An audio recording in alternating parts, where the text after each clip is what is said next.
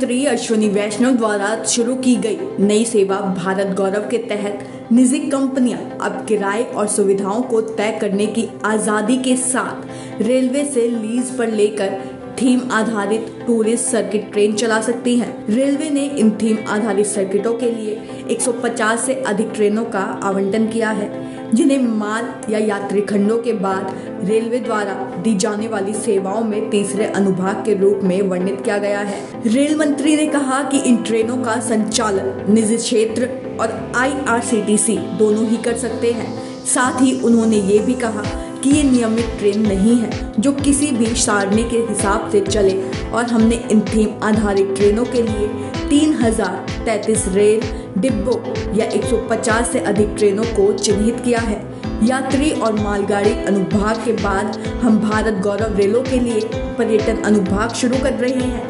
ये ट्रेनें भारत की संस्कृति और धरोहर को दर्शाएंगी।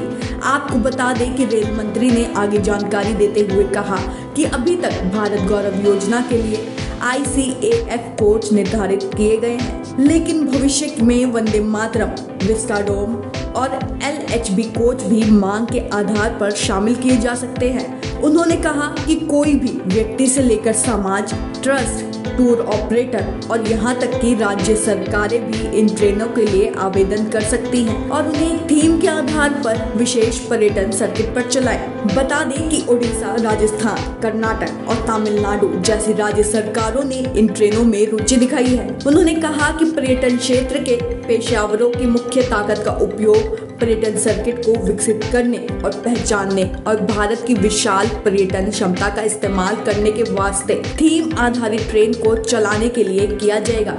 उन्होंने कहा कि प्रधानमंत्री नरेंद्र मोदी ने यह विचार रखा और थीम पर आधारित रेलों का सुझाव दिया ताकि देश की जनता भारत की धरोहर को समझ सके और आगे बढ़ सके।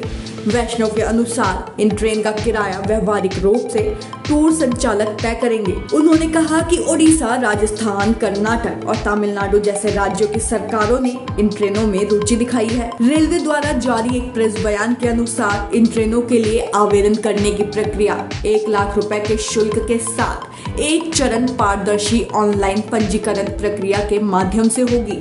सभी पात्र आवेदकों को कोचों का आवंटन उपलब्धता के अधीन होगा और प्राथमिकता रेक सुरक्षा जमा समय और तारीख पर आधारित होगी। प्रति रेक की 1 करोड़ रुपए की जमानत राशि होगी और उपयोग का अधिकार 2 से 10 साल के बीच का ही होगा।